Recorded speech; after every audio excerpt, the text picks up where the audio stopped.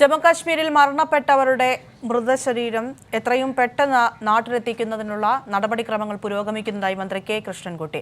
ഇതുമായി ബന്ധപ്പെട്ട് ദില്ലിയിലെ സംസ്ഥാന സർക്കാരിന്റെ പ്രതിനിധികൾ കാര്യങ്ങൾ ഏകോപിപ്പിക്കുകയാണെന്നും മന്ത്രി വ്യക്തമാക്കി. പോസ്റ്റ്മോർട്ടം നടപടികൾ പൂർത്തിയാക്കിയ ശേഷം സർക്കാർ ചെലവിൽ തന്നെ മൃതദേഹം നാട്ടിലെത്തിക്കുമെന്ന് മന്ത്രി MP രാജേഷും പ്രതികരിച്ചു.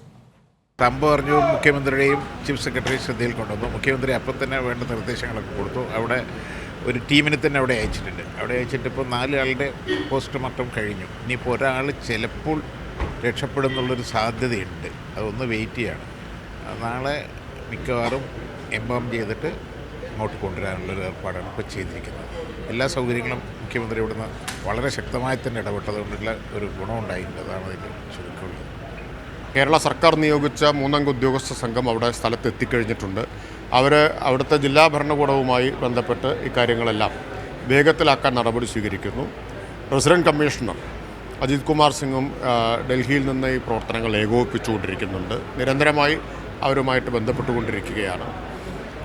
ഇന്ന് വൈകുന്നേരത്തോടെയാണ് നമുക്ക് പറയാനാവുക. ഇന്ന് രാത്രി തന്നെ എത്തിക്കാനാവുമോ അതോ നാളെ എത്തിക്കാനാവുമോ എന്നുള്ളത് വൈകുന്നേരത്തോടു കൂടി അറിയാനാവും. ഇപ്പോൾ എത്രയും പെട്ടെന്ന് എത്തിക്കാനുള്ള നടപടികൾ അവിടെ സർക്കാർ നിയോഗിച്ച സംഘം അവിടെ എത്തി ഏകോപിപ്പിച്ചുകൊണ്ടിരിക്കുകയാണ്. സർക്കാർ ചെലവിൽ തന്നെയായിരിക്കും ഇത് നാട്ടിലെത്തിക്കുക, മൃതശരീരങ്ങൾ നാട്ടിലെത്തിക്കുക.